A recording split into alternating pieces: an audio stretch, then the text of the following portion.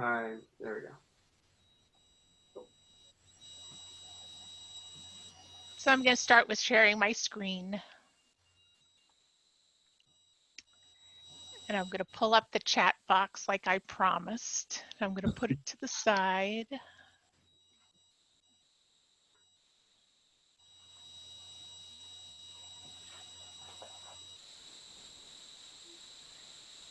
Turn off my soothing music.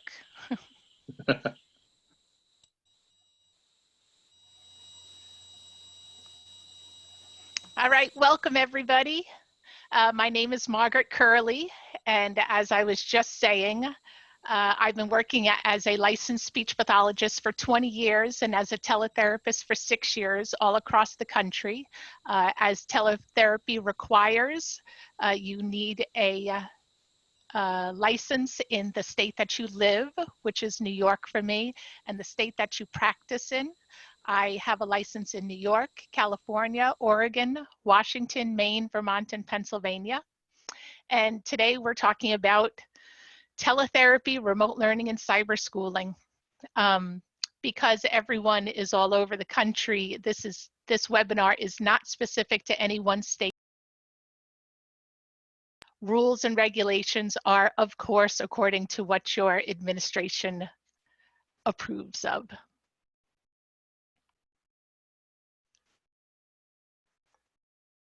And today is specifically for SLPs and SLPAs, which is nice because I get to focus specifically on what we know and what our goals are.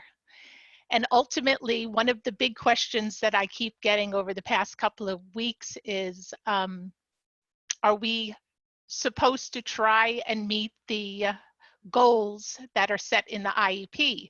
And the answer is yes. Our ultimate goal is to meet our students' needs outlined in the IEP. So if you saw them twice a week for 30-minute session, then our goal, to the best of our ability, is to provide them with enough resources that equals twice a week for 30 minutes. And I'll go through what that entails. All the microphones have been muted, but I'm going to leave the chat box open for questions today. And the webinar is approximately 45 to 60 minutes. Sometimes it's fast, sometimes it's a little longer, but give or take. So as I've been doing these webinars, I've been finding more and more quotes that I like, that are motivational, that are, you can do it, your school district can do it, your students can do it. So this is my favorite one for the moment, which is Albert Einstein saying, "In the midst of every crisis lies great opportunity." And I, from the bottom of my heart, believe that this is a great opportunity. It's been a challenge for everyone across the world. School management, teachers, parents, but if we do it right, everybody is going to learn something. And I believe that working on the computer and remote learning is really going to move everyone forward educationally in the science of education. And if this happens, callers up there. well, if I could ask somebody to mute their mic. Thank you. But if we work together, I believe that it's going to improve the science of education, and it's going to increase better collaboration amongst us. We have the tools. In fact, all of our students know the tools. Sometimes they're better at computers than we are. So I want to show them that we can learn it too, and that it's not just for fun, it's also for education, and we're going to work together. So teletherapy and remote learning blend education with the many benefits that digital innovation afford. And most importantly is study after study have shown its effectiveness. Remote learning remote counseling, teletherapy have been going on for more than 10 years. So there is data and there is already a history.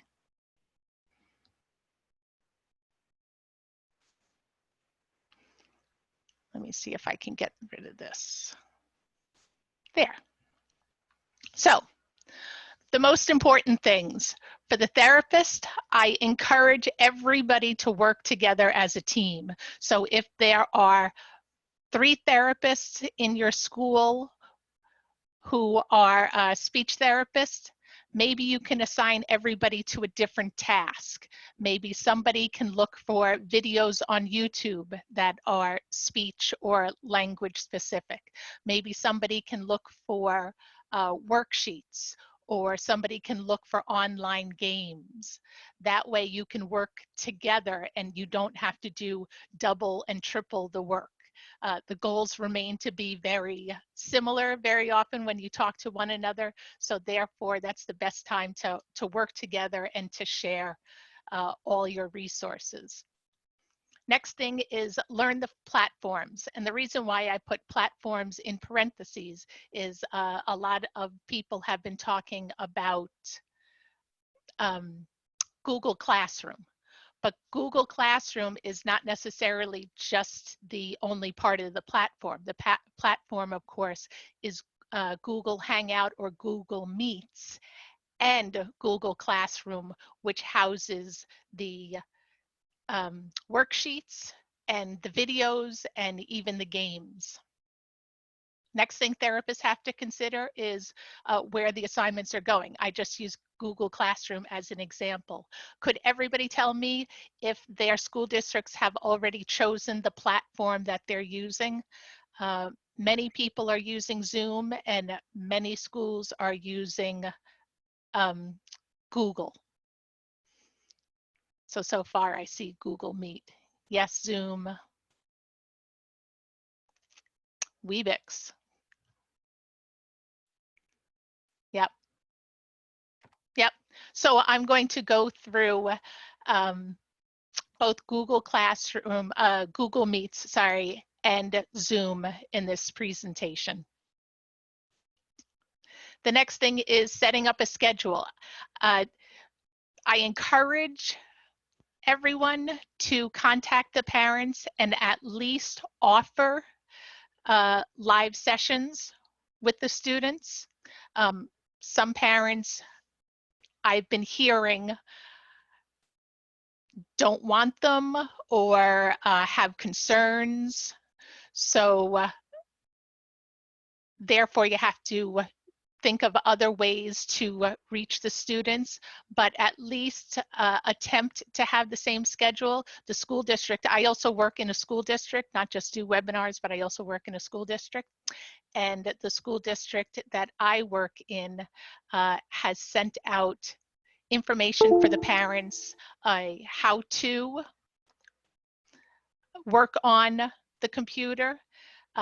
They've offered hours for scheduling, and they've also offered them a questionnaire to fill out so that we can best serve them and provide the learning opportunities.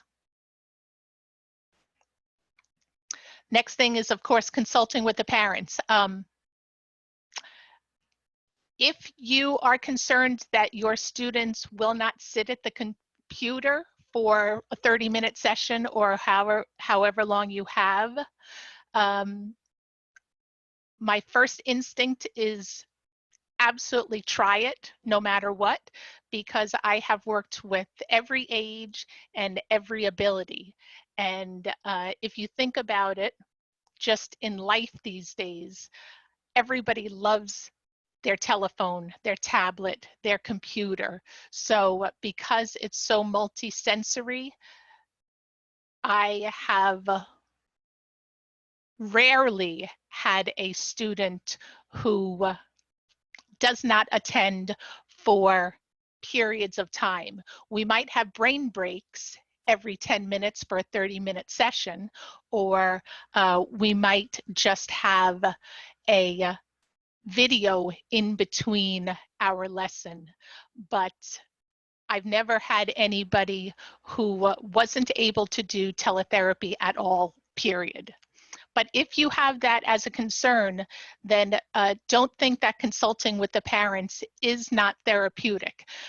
Some school districts say that this is not notable, that you can't log it as a therapeutic session, but consulting with the parents and giving them advice as to what they can do in the house, especially now, is still important, I think.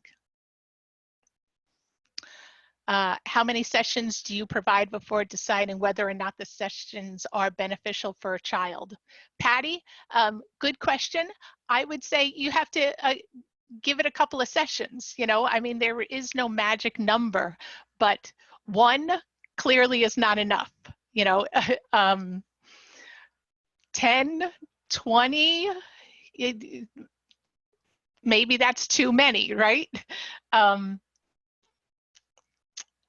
I think that if I were to give you an answer, I would say when the pressure is on me, the therapist, that I keep on trying to find something that works for the student, right? I keep on blaming myself that maybe I didn't pick the right thing. Maybe I don't have the right timing. Maybe I need more brain breaks or something like that. Maybe the child just needs to, if possible, sit with a older sibling or sit with a parent just to keep them settled by the computer. So how many sessions? Play it by ear, really. And then the last thing that I want therapists to consider is providing the adequate equipment or technology. And I'll go into that later on in the webinar. Next comes the parents. They have to learn a lot themselves, right? So first we have to find out, do they have technology in the house? Is our school district providing the technology to them? What is their Wi-Fi like, or what is their internet like? And then some school districts, I know mine included, they have sent out a consent form to the parents to either accept remote learning or to decline it. And the last thing is what I talked about is learning to log in and a how-to manual for the parents.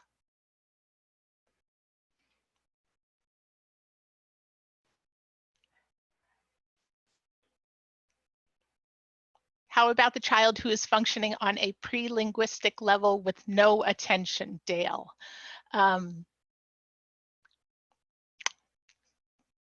Yeah, that's not surprising. That's a tricky question. I would brainstorm. I would brainstorm with everyone, the teacher, the parent, yourself. I would even include me in it if you want my advice, and then just come up with a game plan, right? Because it's just being able to provide what you can for that student. So this is kind of an old slide, but I still keep it in there.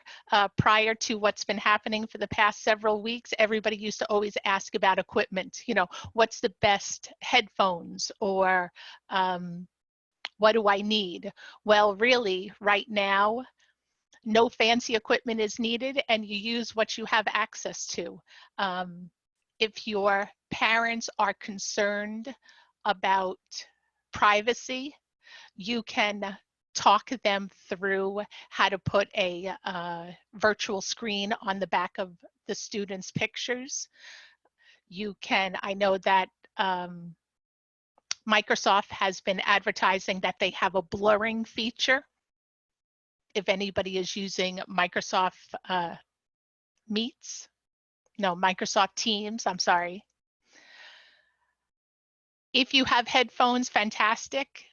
quiet areas are obviously the most conducive, but a tablet, I have one school district that is giving tablets to the kindergartners because of the touchscreen. So this I found in the past couple of days, and I just thought it was cute. And it's another one of my motivational kind of poems that I've been looking at. I will teach you in a room. I will teach you now on Zoom. I will teach you in your house. I will teach you with a mouse, meaning the computer mouse. Funny, right? I will teach you here and there. I will teach you because I care. So just do your very best and do not worry about the rest. Awesome, right? So now for the nitty-gritty kind of it. When you first starting with students, each student, best thing to do is test their bandwidth.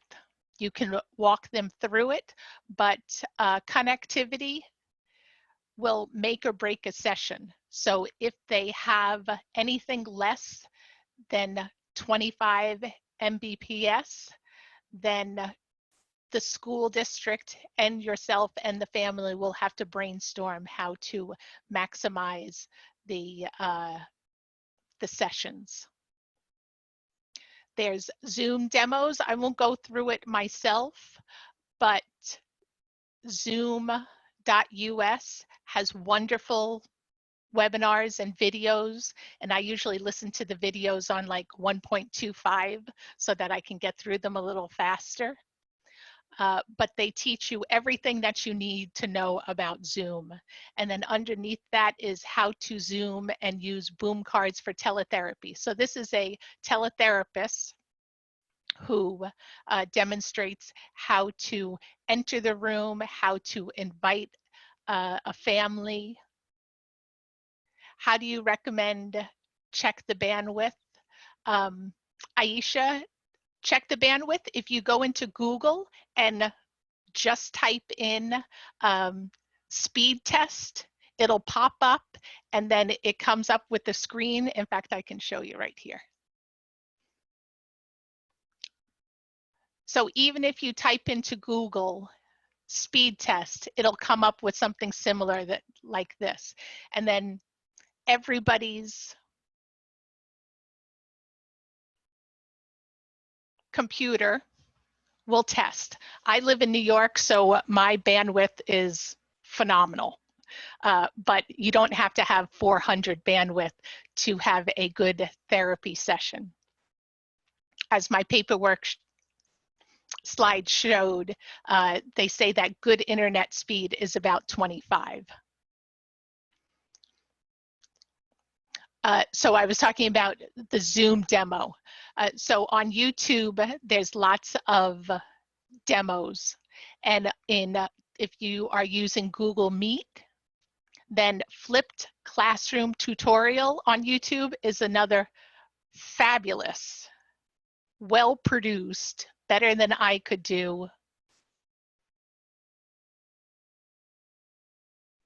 Hi, my name is Seti and welcome back to the channel where we make educational technology easy for you. In today's video, I'm going to be looking at Google Meet and all its features and how you can use it to teach online. So let's dive into it with another Flipped Classroom tutorial. Now, Google Meet is part of G Suite, but personal accounts also have access to Google Meet. So I'm not going to go through this whole thing, but I just wanted to share with you Flipped Classroom tutorials. And as you can see, I use Safe YouTube, which is safeyoutube.net. So if you have a video that you want to share with your students, then you copy the YouTube video and you go to safeyoutube.net, and then it does whatever it miraculously does, and it extracts all of the advertising out of it, and then you can show your students this safe YouTube video without all of the other distractions. And Aisha, you asked about boom cards. Boom cards is an online game, educational game. You purchase the cards and they are activity and goal specific. So let's quickly look at. Hi everyone, I'm Jen Bjorn with Bjorn Speech Publications, and today I'm going to show you how to set up a meeting in Zoom and exactly how to share Boom cards via Teletherapy. So let's get started. I'm in my Zoom account and I'm on the meetings page under my account, and to schedule a meeting, you click on the schedule a meeting button. And like I promised. And today my meeting's going to be I'm moving it a little faster. with Jen, and I'm going to see Nathan Danielson. All right, that's just a made-up name. I'm going to go ahead and schedule it for 3:30, and I do 30-minute sessions, so I'm going to move the hour to 0 and 30 minutes. Make sure your time zone's correct. You can make it a recurring meeting if you've got recurring therapy each week. I generate automatically, but I do not require a password. You want to turn your video on and your participant video on. I keep both for audio, and I always enable the waiting room in case the child and their family enter before me, and that gives me control of making sure that I'm ready for them when I allow them to come into the meeting. All right, and we are going to save that meeting. And then I'm going to click back to my meetings really quickly. And you can see that I have another meeting scheduled with JB today at 3 p.m. And then 3:30, I've got a therapy session scheduled with NN. So you can go ahead and schedule your therapy meetings out for the week. This can kind of be your schedule. And what you'll do is you'll click on those and you're going to copy the invitation and email it to your family, is what I've been doing. So I'm going to go ahead and start this meeting to show you how we start a meeting. And as you can see at the top, I'm going to join with computer audio. And here I am, and I'll be able to see the child up here in the square, in a square. Or actually, I'll be able to see the child here. I will be in a little square. So because I'm not actually Zooming anybody right now, you just get to see me. So I'm going to share my screen. Let's see, I'm going to share my desktop so that the child can see my desktop, and I'm going to switch over to Boom Cards. So this is boomlearning.com. If you follow me, many of you have been hearing me talk about Boom Cards this week. Here are some of the Boom Cards I've created, and I went in, I'm going to go in and I'm going to share my animal rescue Boom Cards with my family that I'm doing therapy with. You can go up here to the top, and when you are in a Zoom conference, there will be a little mouse up here that says give control of your screen over to your participant. So you can actually give control of your screen over to your client. And I find that works really well on computers, but not as well on iPads. Some people have been able to do it, but not all. People on iPads haven't been able to drag, but they have been able to click, is what I've found. But if you can make sure your family is set up on a computer, that would be great. If not, you're just going to have to watch the child go to touch, and then you're going to have to move things for them. So this Boom card is animal rescue. Help me, get me out. And so I help move the cage off the animal, and then, or the child can move it, and then the child can click the animal and rescue them. So this is one Boom card that I've made. I'm going to run. So that's Boom Cards. It has all different ages and all different goals. So it's nice. It's another one of the, you have to purchase each Boom card, but if you don't have a wide variety of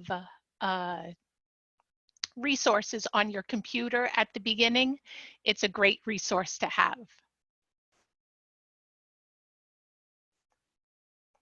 So, how to teach. Remote learning can be many things, and I think everybody is very comfortable with sending home independent work assignments. I find these work assignments are typically, the paperwork is to maintain a skill, or it's to continue what you taught in your session. Next comes the educational websites, recorded videos, and live streaming. So we'll go through one at a time. So I think everyone's comfortable with paper or uploaded worksheets. Can I ask, does everybody have uploaded worksheets on their computer? I mean, is that something that you need help finding more resources, or does everybody already kind of find their resources on the computer already as it is. Yeah, good. That's what I was hoping. So if you need to find more resources, then I Google homeschooling, I Google ESL, I Google, say, second grade pronouns. Montessori also has some nice resources as well. It does take time, so I'm going to say it again. Work with the teammate. Assign everybody a goal or a topic so that you can come together and share your resources instead of you having 40 students or 50 students, with many of them having different goals or similar goals, but you know, using a lot of your time just finding those goals. Reach out to everybody you know. So here's an example of something that I found online for free, and I love this for one of the free ones. Working on pronouns, which I will go through in the next slide. You can snip it if you know what snipping it is on the computer screen. You can print from screen, which is a button on the keyboard. Many of the websites have free PDFs. Sometimes I even see something on my phone. I take a picture on my phone and then I email it to myself. And then the other way to do it is if you have a scanning app, mine is called Cam Scanner. Any kind of paper worksheet I have, I use Cam Scanner, and again, by the computer people who know more than I do, somehow even if my picture looks a little, my worksheet looks a little wonky and it is in a dark lighting, Cam Scanner makes it perfectly clean, perfectly straight. And I email that to myself and then I upload it on my computer. Somebody said that TurboScan is a great app to convert to PDFs too. Where did I find this pronoun? I don't know. I've had this forever, literally forever.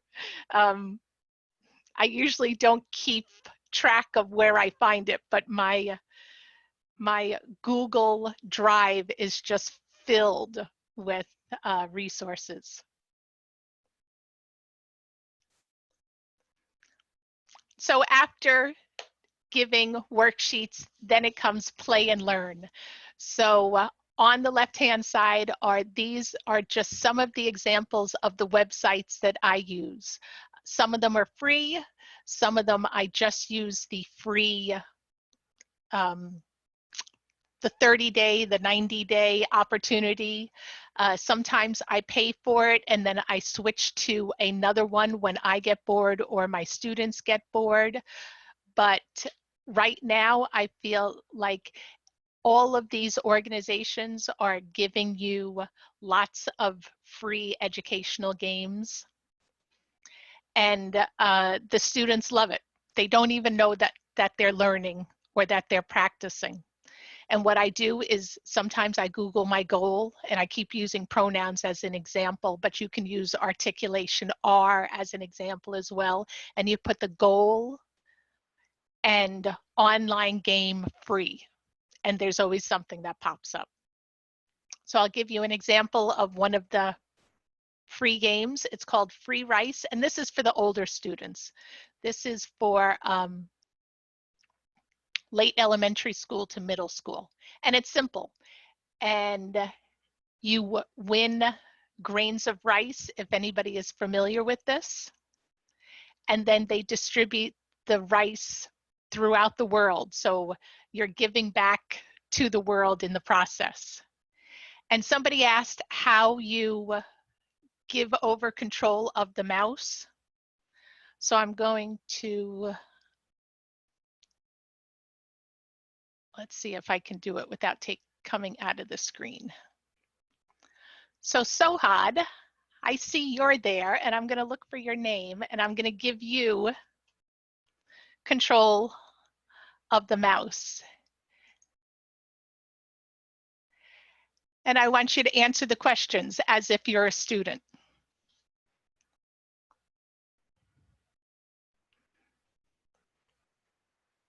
Can you move it? Can you move my ice cream cone?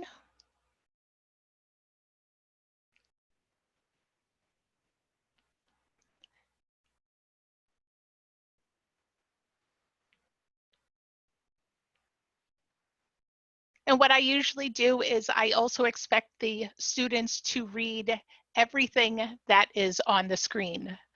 Very often they like to jump past the directions and they want to jump just towards the answer. But if they don't abide by the rules, which is to read everything out loud, so I can also listen to their speech sounds, their pronunciation, then I give control of the mouse to somebody else.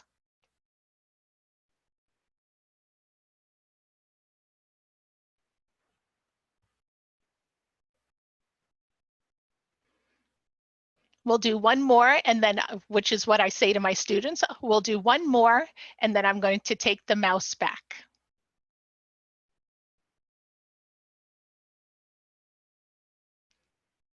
Which is correct?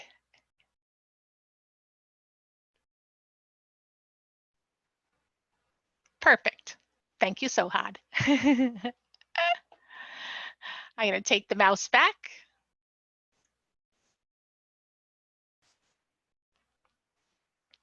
And that's just one of the games.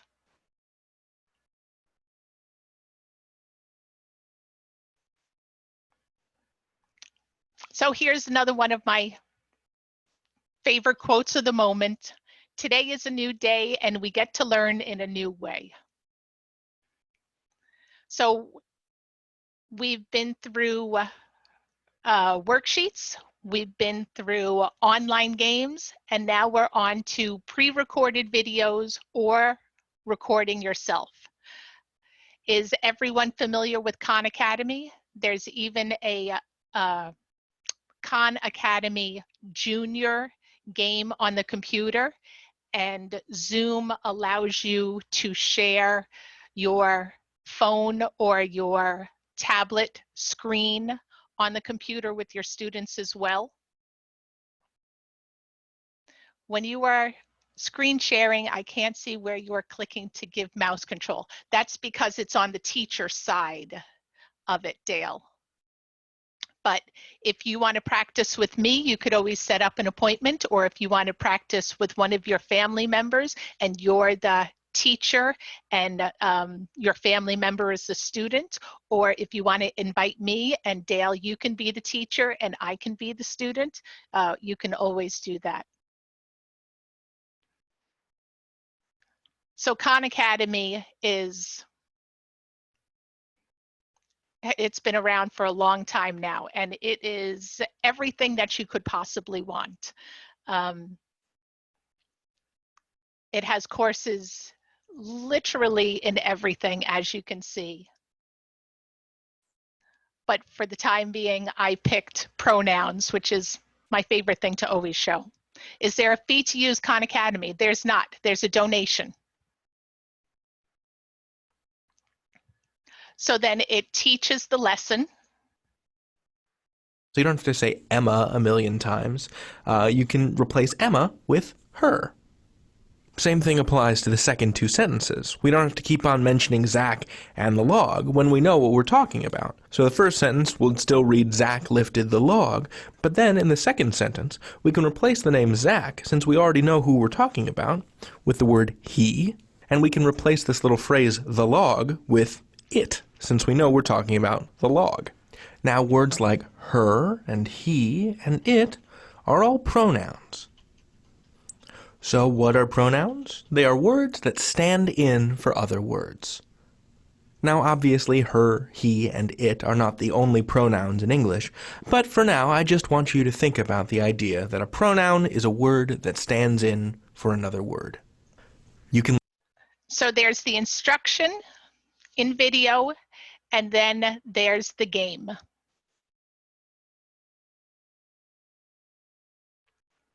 And in the next slide, I'll show you that I play the game and by myself, and I tape myself playing the game, and then I give the game website to the student so they can play it as well.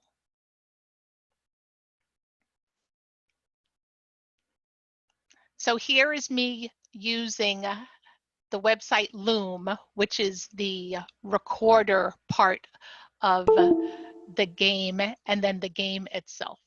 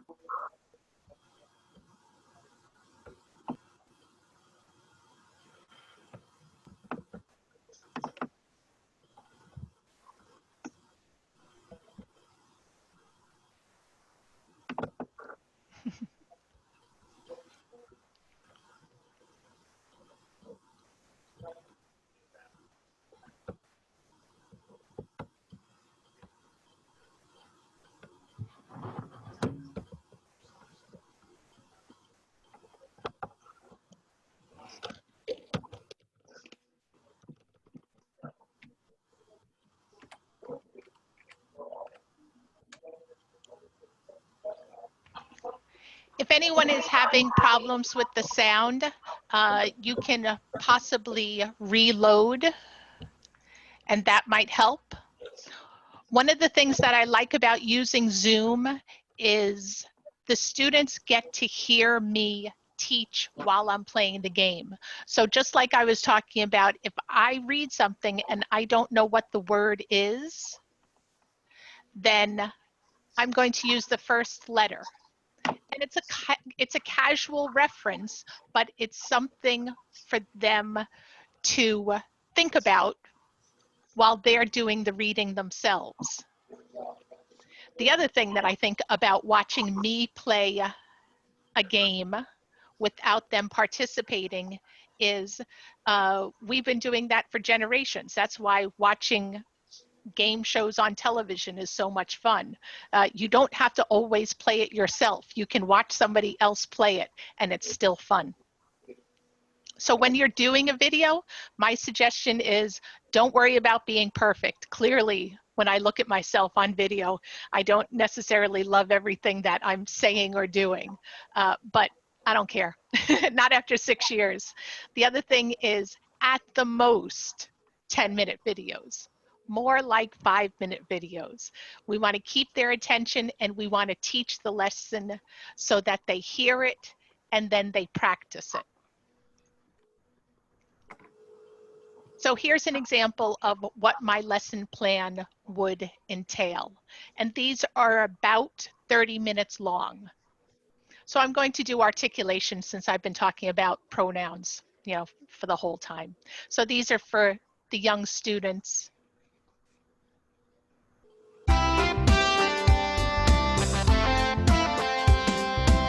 Here comes the letter S. This site, phonics letters, S is awesome for seashore, seashore. S is for small, small. S is. I'm still hearing some responses about not hearing the video, so I'm going to stop the share and reload the share and see if that works. Let's see if that works.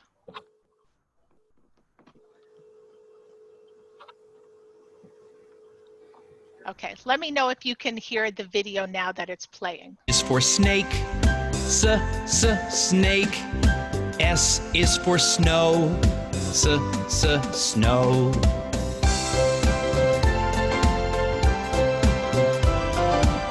Thank you, Lauren. So sometimes it's the tech on the other side, but I'm always afraid it's my tech. S is for sunshine, sunshine. S is for square, square. S is for starfish, starfish. S is for stop, stop. So when I loaded this, I did not load it on Safe YouTube. So as you can see, there is an ad here. So if I were to go back, I would load it on under Safe YouTube. So I would show the song, or I would put the song in for the students to view. Then I have a matching game. And I think this matching game is free from matchthememory.com, and these are SH and CH pictures. I developed this one myself for free, but you can also just look for, you can search for R words or pronoun pictures or things of that sort. So I would play this game with the student. So let's see if I can find Dale. I'm going to share the screen with Dale.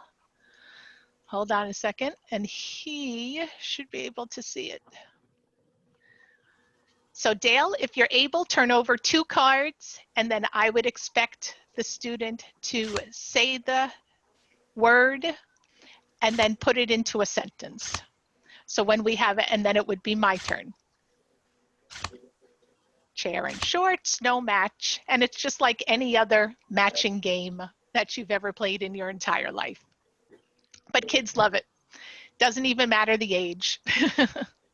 I've worked with middle school and high schoolers, and if they've done their work, their language work or their reading work, then they always ask for the matching game. So after the song, the matching game, then there's an online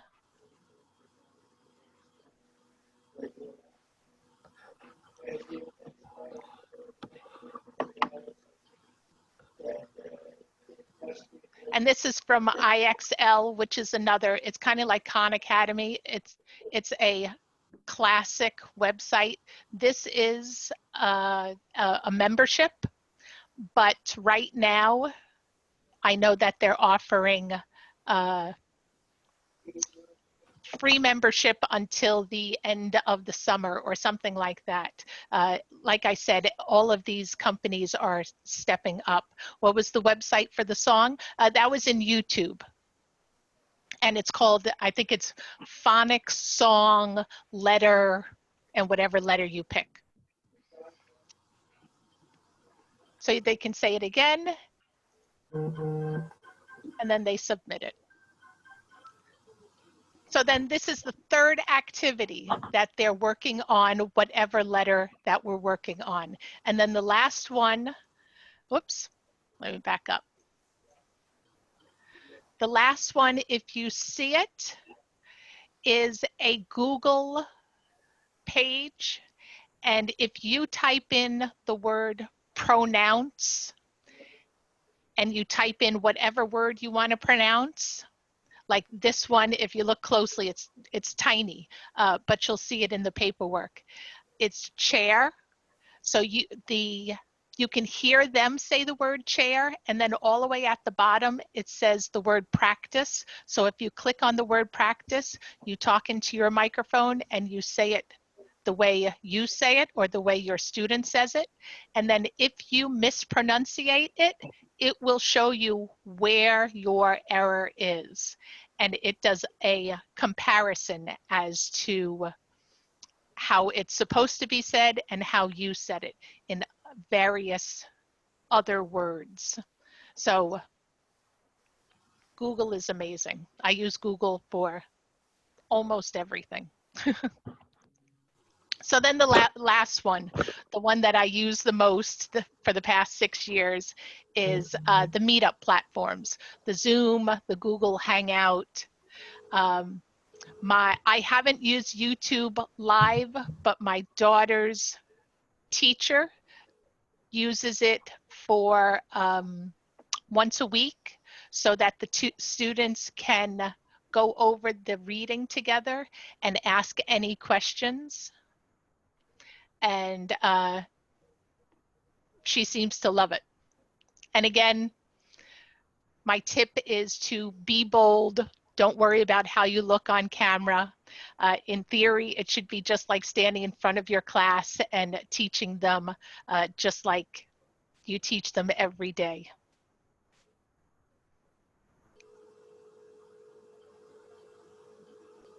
So most of what I showed you were for the younger students.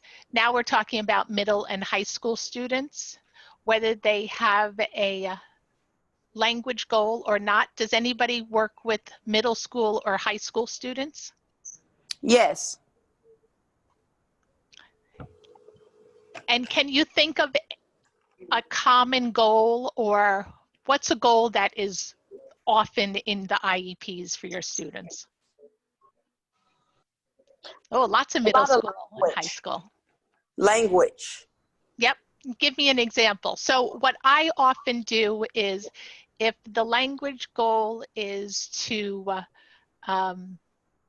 work on grammar or to understand paragraph length, I usually start with figurative language, because the students that I have worked with, they love figurative language, and it's a great jump off point. I talk about irony because irony they can relate to, because I talk about sarcasm. And I have a great video on onomatopoeias, and it just helps the students that I've worked with understand that language is supposed to be fun, that sometimes reading stories and reading in general is fun. They see the fun in their music, and so sometimes I use their music as examples of how the artist is using language in a fun way. So I really like working with middle school and high school students. I like working with them.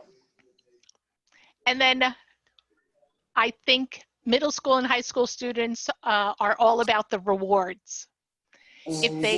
If they do their work, whatever their work is, whatever the goal is, and I always promise them that I will make it as interesting as I can. I'm going to work with their teacher. We are going to pick interesting things for them. But then if they do the work, if they come to the speech session, if they log into me, then they get to pick something fun that they want to do. And that could be watching a music video, which I said I also use to talk about figurative language. Very often they want to ask me a question about me and my life. Sometimes they just want to tell me something about what's going on with them and their life. And so that's the reward. And then besides that, there's also middle school games that they like to play as well, not just the matching games. So here's a 7th through 12th grade games. Free rice is on here, which is what I showed you earlier. Vocabulary. And these are a little less, cutesy games, but they're still games. And this is from another one of my crazy websites that I Googled, found, and loved enough to star. uen.org. Oh, you know what? I think this is Utah. It is. Utah's online library. So you never know where you find things.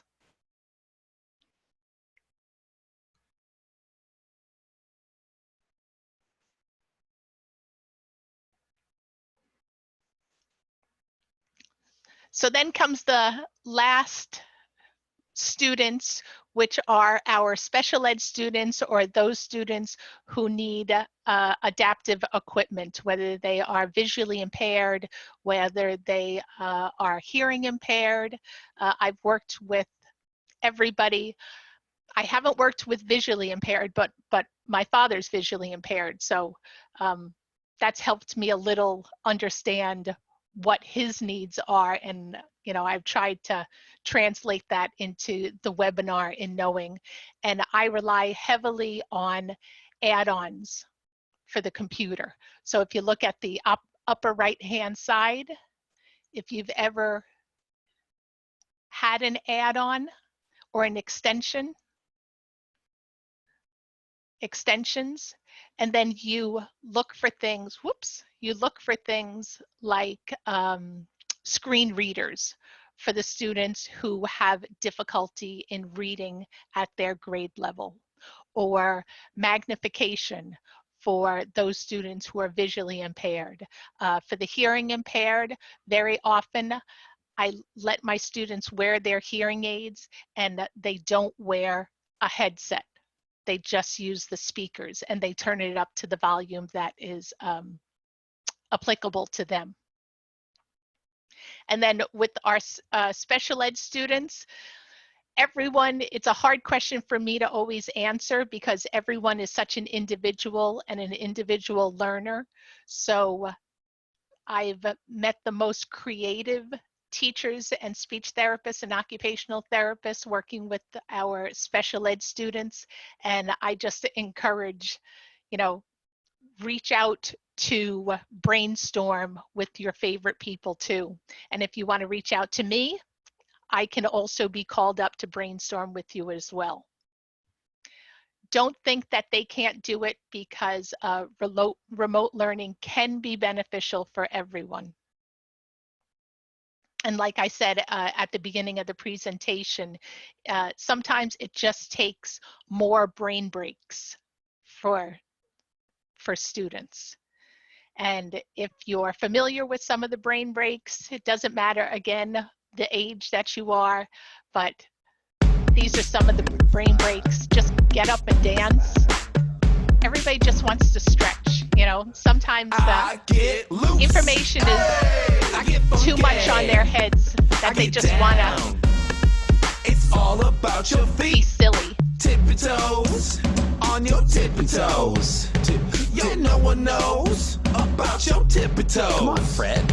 I like Go Noodle. Tip, tip, toe, toe. Boom, boom, boom, boom, boom, bar. I get loose. Hey! I could listen to the whole thing, but but I'm running out of time. I'm looking at the clock. I'm running out of time. So, Teaching Online 101. Think about the lighting. I have in front of my camera, I purchased, because I've been doing this for so long, one of those lighted circles. I don't even know what they call it. And then to the behind my computer is a window. And then to my back, a ring light. Yes, thank you, Lauren. Lauren, I bet you're younger than 52 years of age. My children make fun of me because, sometimes the words just don't pop in correctly. So to the back of me is not a light. Make sure your face is well lit. Start your sessions by introducing everything, especially as we're entering this new realm of remote learning for all of our students. The good news is that every year when I start with a new student, they quickly adjust, because students are awesome. Students are flexible. Students just want to learn, and students love computers. Set expectations when you're working in a small group or a large group. I talk to them about being a digital citizen. I talk to them about internet safety.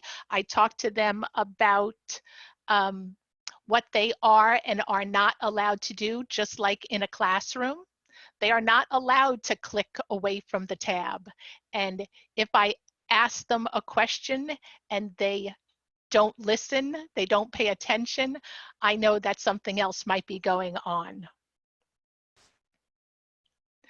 And then only if this is acceptable with your school, have the students turn on their videos, because just like I was saying at the beginning of the presentation, it's nice to see everybody's face. It feels more social. It feels like you're in class. However, that being said, I understand the concerns that families have. I understand the concerns that some school districts have, but it's all up to what they allow.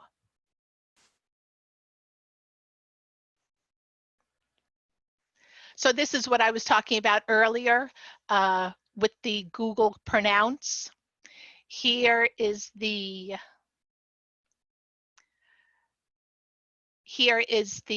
listening to how it's supposed to be, how it's supposed to sound. Here is how you speak it, and you practice it yourself, and then it'll interpret how you have done it.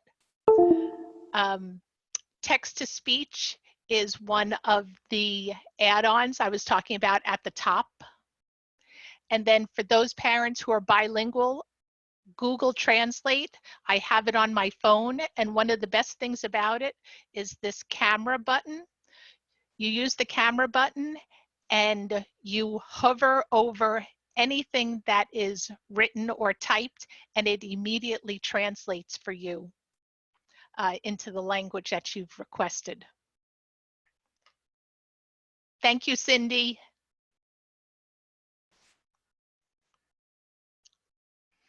So only a couple of things left. I have 2 minutes, I promise. Updates are happening almost every day. Zoom has heard of school districts' concerns about privacy and safety, so they have made some adjustments, and as of Sunday, they were enabling passwords on meetings, they were turning on the waiting room by default, they were making changes. So all good news. Now everybody has to be vigilant, of course. The other thing is I have down here, which is the latest state-by-state HIPAA changes. It's on Therapy Travelers Nuage group. This morning I posted it, so it should be coming in everybody's mailbox tomorrow.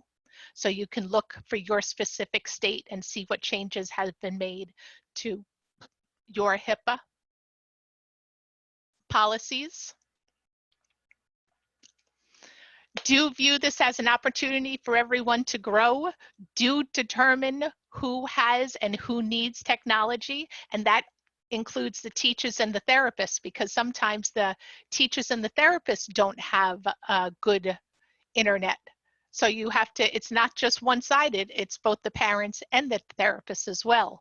Do provide parents a how-to handout, and I suggest a telephone number when there are tech difficulties, because there will be tech difficulties. Do try to meet the child's educational needs to the best of your ability. Do keep a log of all educational contacts, whether it's the paperwork packets, the phone calls, the emails, the remote teaching. Ask the parents for a speed test, because you want to know whether these sessions will be frustrating or effective, because when the technology is low, it is frustrating. Do practice with your friends and family first. I am now your friend, so if you send me an email, I would be happy to act as a student before you do it on your own. Do anticipate tech questions and problems, and do consider all students with their equity and accessibility. Don't think there's one way to remote teach, but I want you to try each one of them. Be bold and try the live. Be bold and assign a taped video of yourself doing something. Don't think the student isn't able to do teletherapy or remote learning. Try first. Try a couple of times. Don't think parental consultation isn't therapeutic. Don't worry about the grades. Don't use the lecture format only. Don't think of videos and games as the reward for working, because the videos and games that I have suggested are the goals. And don't do it alone. I think I've said it 3 times, and I'd love to say it 10 more times. Don't do it alone.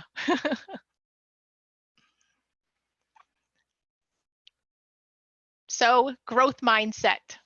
We talk about it with our students, and we should keep it in mind for ourselves. Statements and affirmations that mistakes help me grow and learn. I ask for help when I need it. I learn from my mistakes. I focus on my results.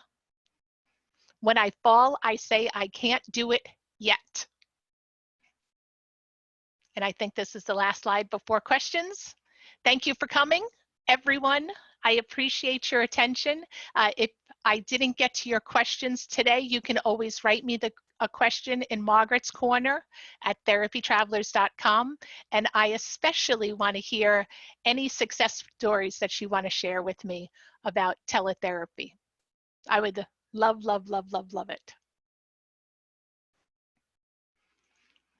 And I'm going to stop sharing. And if anybody wants to turn on their microphones, or if they want to type in the chat box, any questions that we didn't get to, it's 3 minutes after. So if you need to go, obviously you're more than welcome. And I thank you very much. But if I'll stay on for another couple minutes if you have any personal questions yourself. Can I chime in? Thank you so much. You have given us great information. I was curious to know, since this is teletherapy for the SLPAs, how do you handle supervising the SLPA, and what's the recommendation for that? That's a great question. I have spoken to ASHA as of last week, and they told me that everyone has to contact their state to determine what the state regulations are with SLPAs doing teletherapy. When it comes to supervision of SLPAs, I love it, because I just join the room, turn off my camera, turn off my microphone, and I can hear as if I'm participating in, sitting next to them, and the students don't even know. So 50% of the time, I want to say it's 50%. I have to look again. 50% has to be during sessions. The other supervision is after the fact. It can be discussions of if the SLPA has any questions, or if there's a new goal that you want to address, so it doesn't always have to be my sitting in a session. It can be after as well. Okay. Thank you. My pleasure. Will this webinar provide a certificate? We don't have certification yet, but I'm looking into the process of getting it certified. So I will post as soon as I hear things, but I have a feeling that ASHA is, going through the same things we're all going through. So it's hard to get through to them.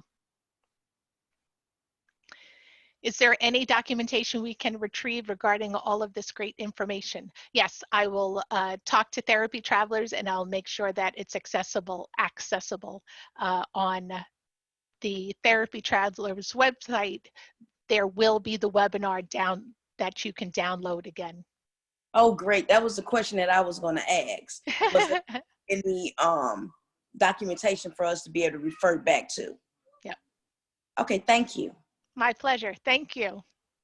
And even with that, are we able to share the information perhaps with students or someone else who wasn't able to attend the session for any reason? Are you okay with that? Yes, yeah. It's download at will.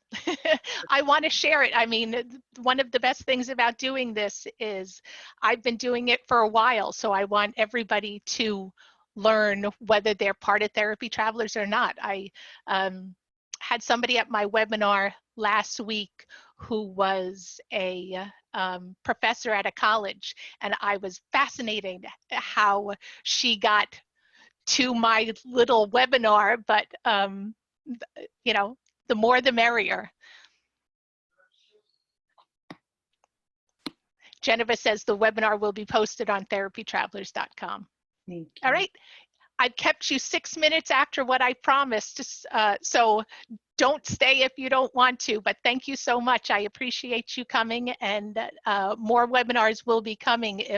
If you want more webinars, I'm here to answer more questions. I think there's 4, I want to say there's 4 posted on the Therapy Travelers website. Is that your email address, the Margaret's Corner at therapytravelers.com? Yep. Okay, perfect. Thank you so much. Yep. All right. Thank you. Thank you. Everybody have a great night. And hopefully I'll see you all soon. Okay. Bye, everyone. See you later. Bye-bye. Thank you so much.